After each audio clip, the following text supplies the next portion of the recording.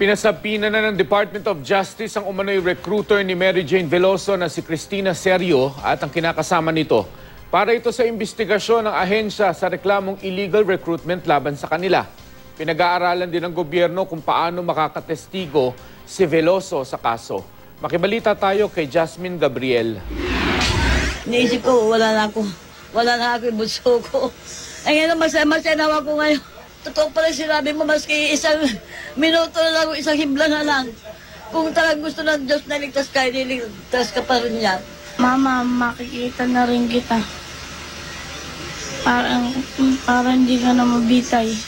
Tila natanggalan ng tinik sa dibdib ang pamilya ni Mary Jane Veloso matapos ipagpaliban ng Indonesia ang pagsalang sa kanya sa execution by firing squad kasamang iba pang drug convicts. Madaling araw kahapon dapat isasalang sa firing squad si Mary Jane. Pero hindi na raw siya kasamang pinatayo sa execution area tulad ng 8 iba pang death convicts. Ayon yan sa kwento sa atin ni Mary Jane ng abogado ng isa sa mga binitay. Malaki naman ang pasasalamat ng pamilya Veloso sa mga sumuporta kay Mary Jane. Bagamat ipinagpaliban muna ang pagbitay sa kanya, hindi pa naalis ang kanyang sentensya.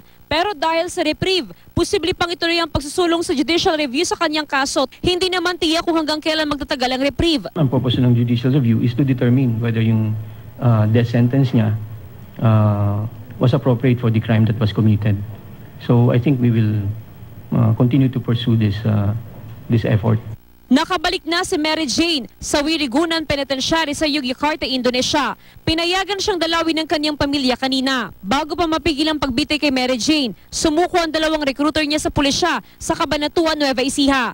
Ito raw ang dahilan kung bakit napagdesisyonan ng Indonesian government na ipagpaliban ang pagbitay kay Mary Jane.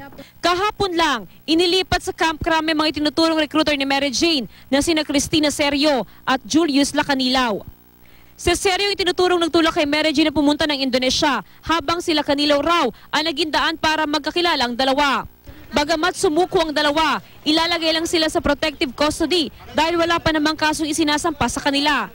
Reklamong human trafficking, illegal recruitment at swindling ang kinakaharap nila. Maraming mga threats na tinatanggap siya and considering that in Nueva Ecija masyadong maliit yung aming kampo ron, maraming mga tao nagpupunta dyan and personally I deem it necessary na mas maganda siguro kung dun sa isang safe na lugar.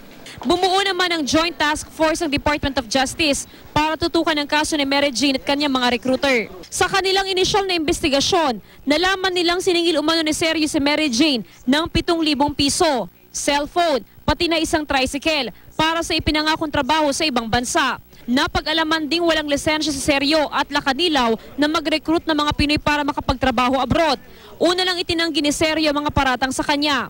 Patuloy naman tinututukan ng Malacanang ang kaso. The DOJ and the Attorney General of Indonesia will be working together to get to go as high as we can as far as the prosecution is concerned on the particular operation of a syndicate to try to move drugs from one country to the other using mules. Jasmine Gabriel, Nagbabalita, Pilipinas.